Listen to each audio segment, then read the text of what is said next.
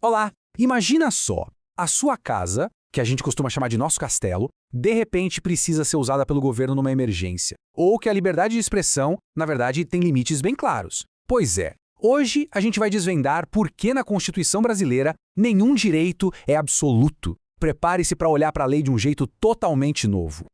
Então, vamos direto ao ponto. A gente sempre ouve falar que a casa é um asilo inviolável, né? Uma fortaleza. Mas será que essa proteção é assim inabalável? Essa pergunta, olha, é a chave para a gente entender um princípio fundamental da nossa Constituição. De um lado, tem a crença comum de que nossos direitos são intocáveis. Do outro, a realidade constitucional. E aí, o que prevalece? No Brasil, a resposta é o equilíbrio. Nenhum direito age sozinho como se fosse um rei soberano, sabe? Todos eles precisam conviver e se harmonizar. E para provar esse ponto, vamos pegar o exemplo máximo, o direito à vida. Parece absoluto, não é mesmo? Mas e se a própria Constituição abrisse uma exceção para ele? Parece até meio chocante, mas está lá, escrito com todas as letras, em caso de guerra declarada, a pena de morte é prevista. Agora, pensa comigo. Se nem o direito à vida é 100% absoluto, fica muito claro qual é a regra fundamental do nosso sistema, né? A ponderação. Ok, com esse princípio do equilíbrio bem claro na cabeça, vamos trazer a discussão para o nosso dia a dia. Como é que a liberdade de expressão e o direito à privacidade entram nesse jogo? Liberdade de expressão é vital, claro, mas não é um cheque em branco. A Constituição não apoia essa ideia de que se pode falar o que der na telha sem arcar com as consequências. E o ponto-chave é este. A Constituição proíbe o anonimato. Por quê? Para garantir que todo mundo seja responsável pelo que diz. Isso assegura o direito de resposta e a chance de reparação por danos. É aquela velha máxima: a liberdade de uma pessoa termina onde começa a do outro. E aqui a gente vê a aplicação prática disso. O Supremo Tribunal Federal já decidiu: uma denúncia anônima, sozinha, não é suficiente para abrir um processo criminal. O que ela pode fazer? No máximo, levar uma investigação preliminar, uma checagem inicial. É uma proteção importante contra acusações levianas. E a privacidade? Nossas comunicações são sigilosas, mas não de forma total. Durante uma investigação, esse sigilo pode sim ser quebrado. E para os dados mais sensíveis, como as ligações telefônicas, a Constituição exige algo especial: uma ordem judicial.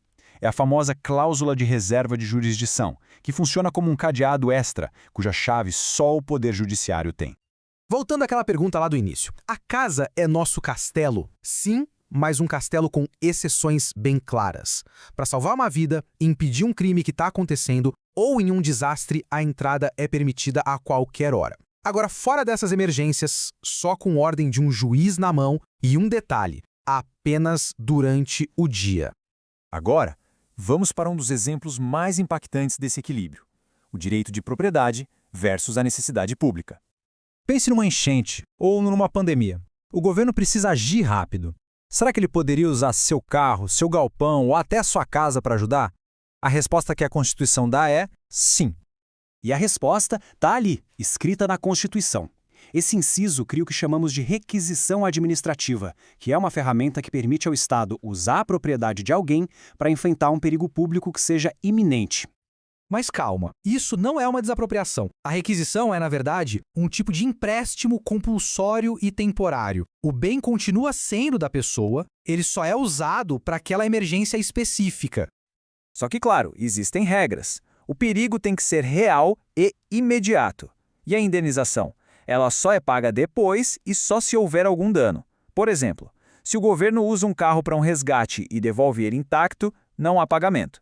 Mas se o carro volta com um arranhão, aí sim o Estado tem que indenizar o prejuízo. Então, depois de todos esses exemplos, o que a gente pode concluir sobre a nossa Constituição? A grande lição é esta: a Constituição não é uma lista de direitos isolados, mas sim um sistema dinâmico de pesos e contrapesos. É um lugar onde o indivíduo e o coletivo estão sempre em uma espécie de negociação. E agora, fica a pergunta para a gente refletir. Com as novas tecnologias e as crises globais, como esse equilíbrio vai ser redesenhado no futuro? A Constituição é um organismo vivo, e entender essa dança dos direitos é o primeiro passo para sermos cidadãos mais conscientes.